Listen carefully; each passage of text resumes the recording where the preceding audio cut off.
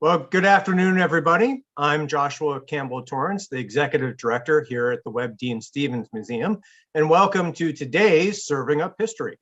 March is Women's History Month, and we're so excited and pleased to have our very own Cynthia Joseph Riccio, the Associate Director and Director of Visitor Engagement, with us today presenting the remarkable women of the Webb-Deane-Stevens houses in the 20th century. Cindy will share the stories based on research by former museum curator Donna K of Mary Coleman Wells, Margaret Clark Fenn, and Jennie Sandford Andrews, who resided in our three historic houses and helped them become the treasured landmarks we know today. In addition to her role here at the museum, Cindy is an adjunct professor of history at Tungus Community College, where she teaches U.S. History 1 and 2, as well as Women's History. Cindy, thank you so much for doing this today and being here as our speaker. We're excited. Thank you. And thank you for having me and for that introduction. I'm going to share my screen.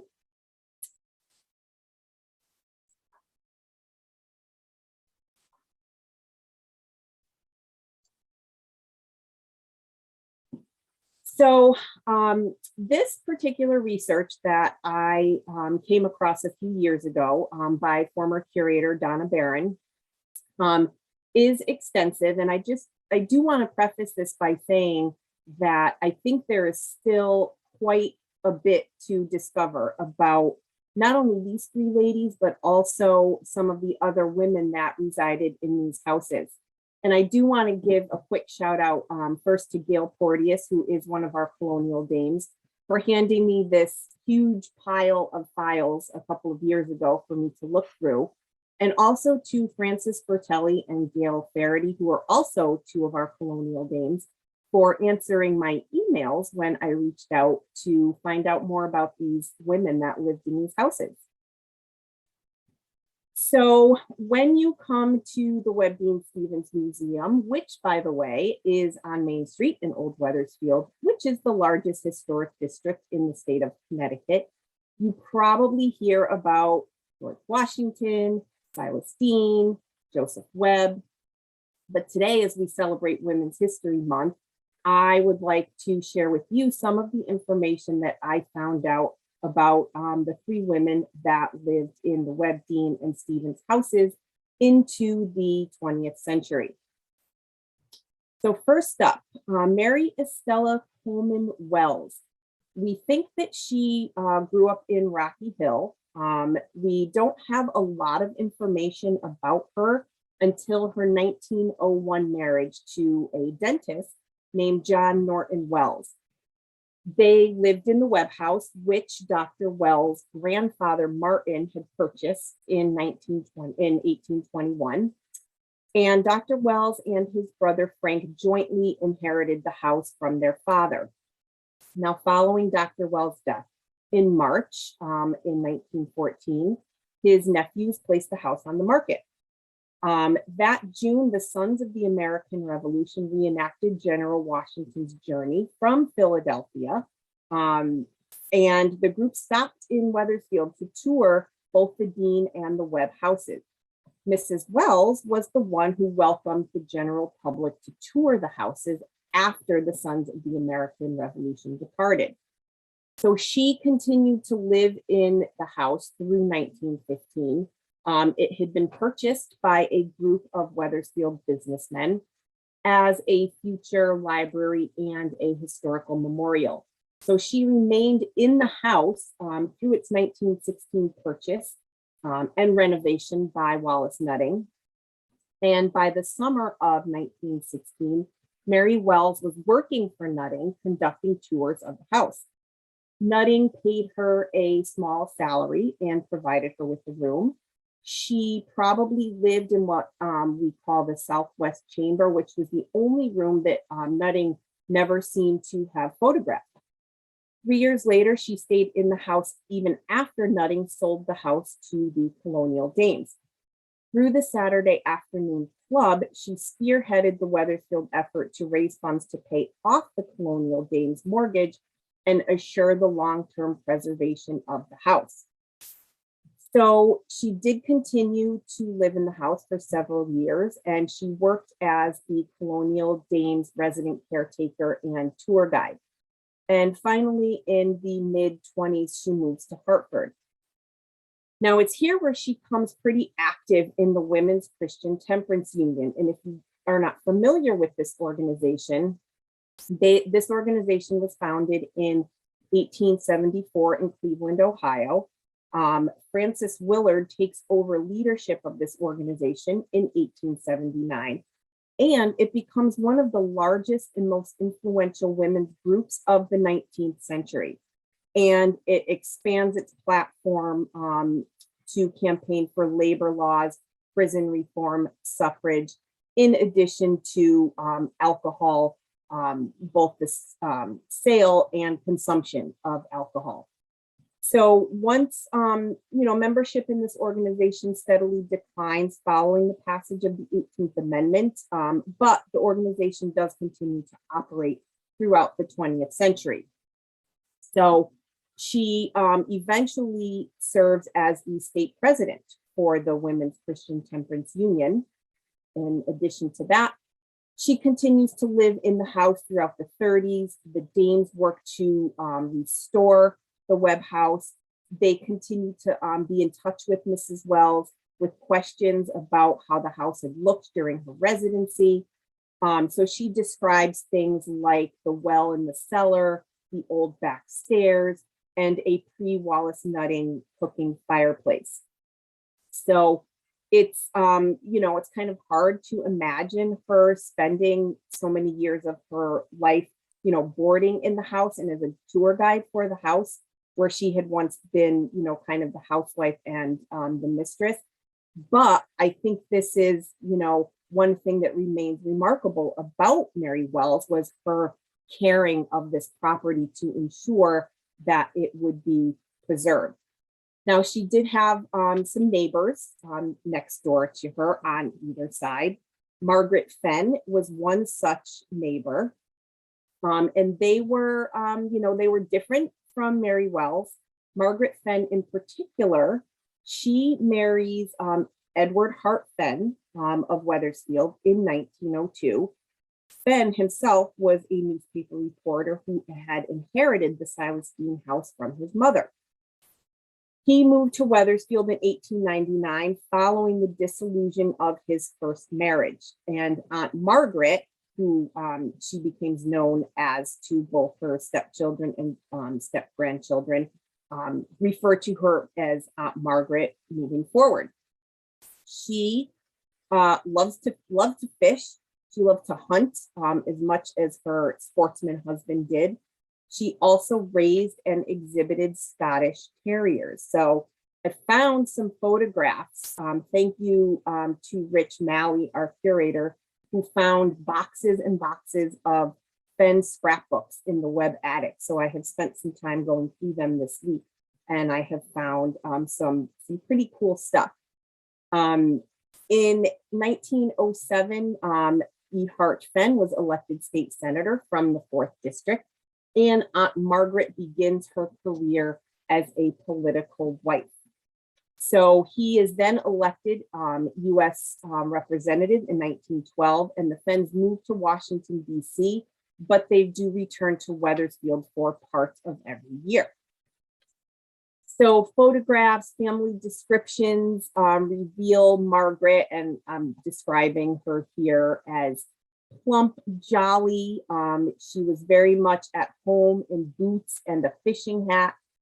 She enjoyed roughing it at the rented fishing camp in Newfoundland. So, but she also fit into Washington society. One Washington newspaper describes her when she attended a tea as Mrs. E. Hart Fenn, wife of Representative Fenn, is wearing a gown of metal cloth brocaded in deep rose, made over a costume slip of rose velvet. For a shopping tour, Mrs. Fenn wore a smart plaid coat with a large dark fur collar and close-fitting walking hat of felt.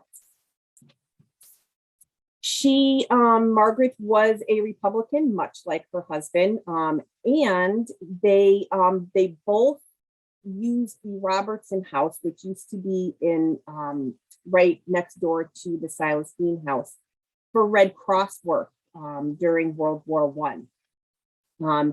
She also was the first woman to vote in Wethersfield.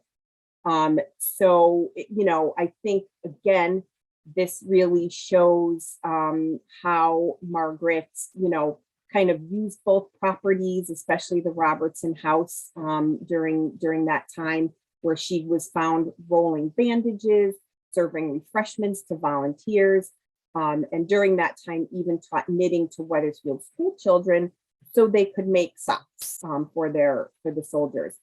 And in going through some of this stuff, I happened to find this Congressional Union card, which does say that Mr. Fenn was very much in favor of giving women independent citizenship and liked that section of the bill strongly.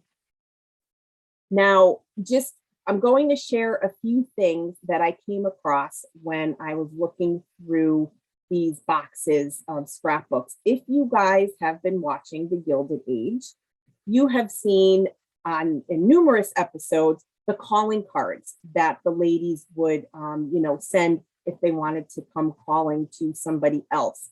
So this particular calling card that I found in the box was in an envelope, and it said that it was found under the attic floor in the Silas Deane house in 2001. So again, I thought that was really, really interesting.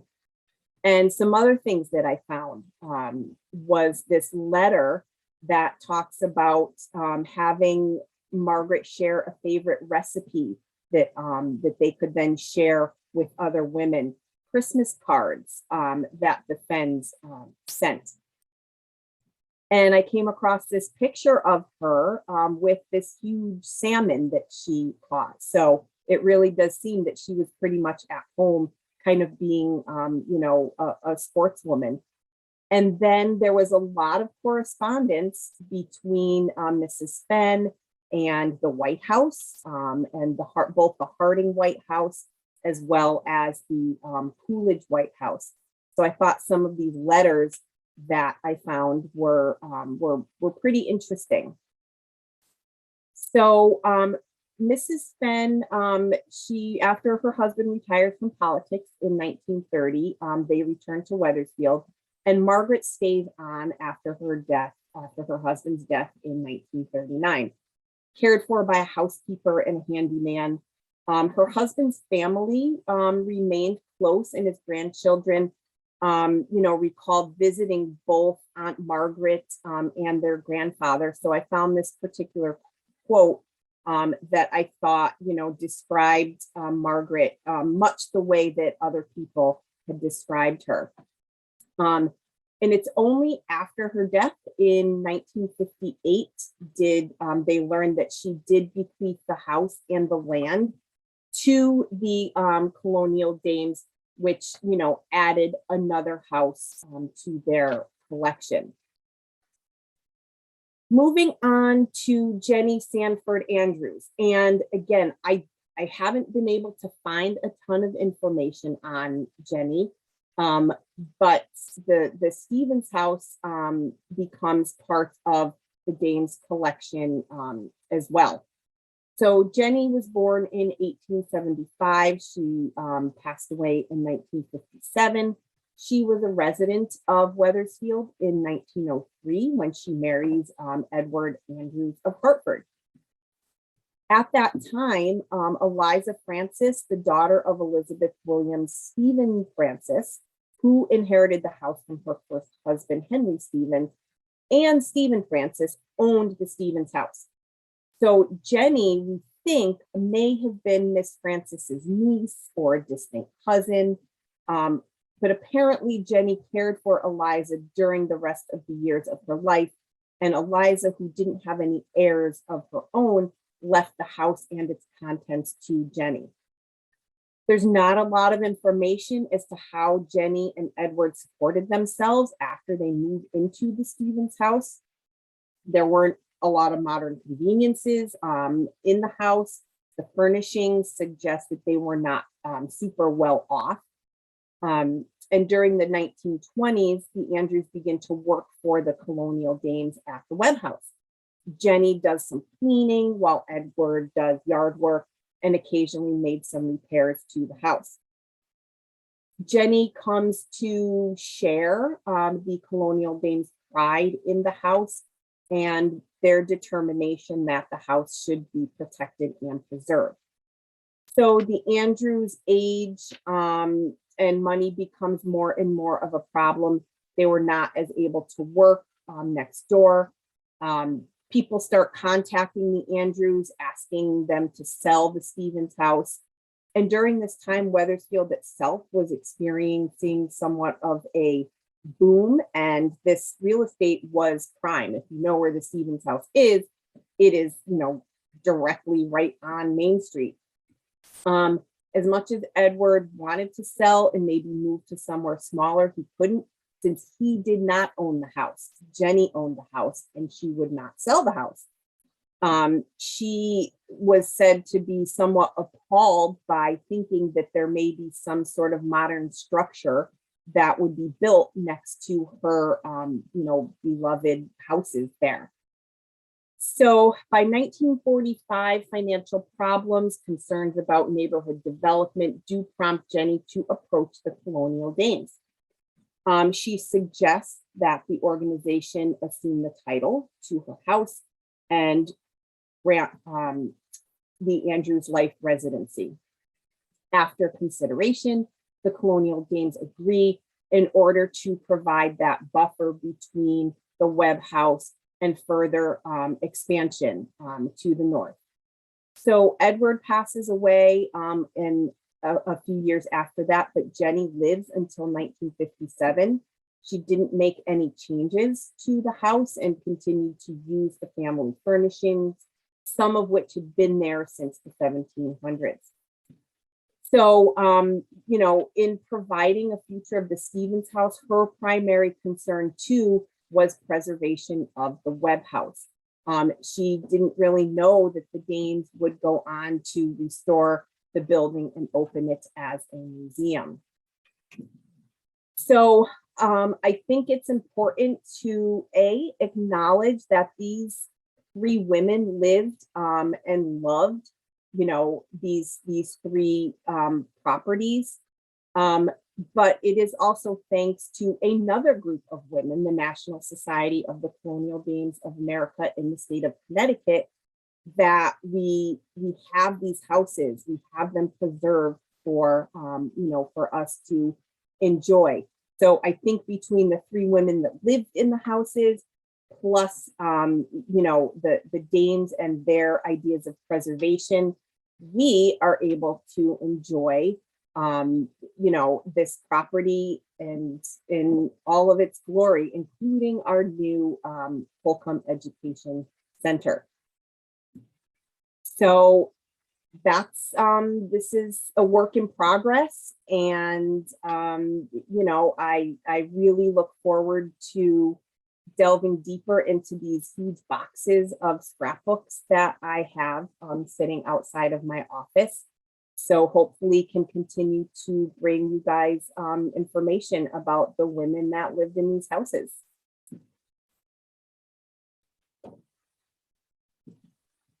Awesome. Thank you so much. And we'll open it up to some questions. And just as a reminder, if you'd like to ask a question, you can either ask it in the Q&A section down below, or you can just put it in the chat box. And we'll get to them. So, Cindy, as you did this, did you gravitate towards one lady over the other? Was there one that kind of you felt a more kinship with? Probably Margaret Fenn, just because the most information that I was able to find is on her. I did reach out to the Historical Society as well to see if they had any information on either Mary Wells or on Jennie Andrews, and nothing yet, but I'm still determined to find some more information out about them. But yeah, probably Margaret, because she's the one that, that I can actually see visually. I haven't been able to find any photographs of the other two. And we know that the Fenns worked really hard to restore the house, not just live in it. And can you tell us about where the bathtub is in the Fenn house? So if any of you watched one of our histories at 3, you would know that the bathtub is in the basement because they wanted to kind of keep the look of the house. So they didn't want to put like this modern, convenience up in, the parlor or, somewhere up there. But yes, it is in the basement. Now, we do have a question from Amy Morgan. Did you say something about Mary Wells wanting to preserve the house for a future library? Yes, there was talk about opening it as a library. Ultimately, it was a museum. Nutting, had it as a museum. The Dames opened a tea room also in the back of the house. And I believe charged 25 cents to come in for a tour. And then World War I kind of put a stop to that. But thank you, Amy. Now, did Mary, did she have to do like cleaning of the, was she like in charge of the house? Did she just do tours? Did she kind of manage the program, so to speak? From what I can gather, she kind of was acting a bit as a caretaker as well as giving tours. There seemed to be a handyman as well. So, she probably was just concerned about, keeping the house as close, to preserve it as possible. Do you think that she had any input on Wallace Nutting's choices? That I don't know. Again, it was the information for both Mary Wells and Jennie Andrews was not extensive. So, I'm hoping, I can do a part 2 at some point if I'm able to find more information on either of them. I think thinking about these 3 women in the time period that they were living, the fact that they had this, foresight to preserve, these structures, still at a time where women weren't really doing a lot of that. We have a question. Could you explain again the role that Jennie played in her appeal to the Dames? Did she want to prevent commercial expansion around the property? She did. So if you look like, if you can see where, no, this one over here. If you can see where the Stevens house is, it's really close to the next building, like where Drumroll Coffee is and that commercial building. So I think that Jennie wanted the Stevens house preserved in that space to kind of preserve the Webb house. Because if you take the Stevens house out, then the Webb house, if commercial construction would have probably extended, into where the Stevens house is now. So preserving the Webb house because of the Washington bedchamber and the historic significance of that property. We have a question. Maybe if you'd like to take that, I can answer a little bit too. But the question is about people are always surprised about the porch on the Deane house. Yes, I'm going to defer to you on that. Well, if I'm not mistaken, the porch was original, but then was removed due to poor condition, and the thought that maybe it wasn't original, but indeed it was original. And there is a desire in time to put the front porch back on the Deane house. Yep. It's so funny when you look at the photograph with the porch on, how different the house looks. Yes. The one question I don't know, when Zach, did the Fenns take it down? That I don't know. Or maybe the society did after they acquired it. I bet you that's probably what it was. Yeah. Well, this is fantastic. Thank you so much, Cindy. Obviously, research never ends. That's the great thing about research. It never ends. So we look forward to an update, a 2.0. Yes, and thank you everybody for listening today. Yes, thank you so much for being here, for good discussion. Don't forget, next week, St. Patrick's Day on March 17th, museum guide and historic preservationist Bruce Henley, will delve into the history of the much beloved Butoff Williams house and how it became associated with the popular children's book, The Witch of Blackbird Pond. Now, as a reminder and a nice source of partnership, the house is actually owned by the Connecticut Landmarks. And we have a wonderful partnership with Connecticut Landmarks where we facilitate the programming, but the house is actually owned by Connecticut Landmarks. So we're excited to be partnering with a fellow nonprofit and a great one such as Connecticut Landmarks. So tune in for that one, Serving Up History, next Thursday, St. Patrick's Day, 12:30. Cynthia Joseph Riccio, thank you again so much. Have a good afternoon, everyone. We'll see you next time on Serving Up History.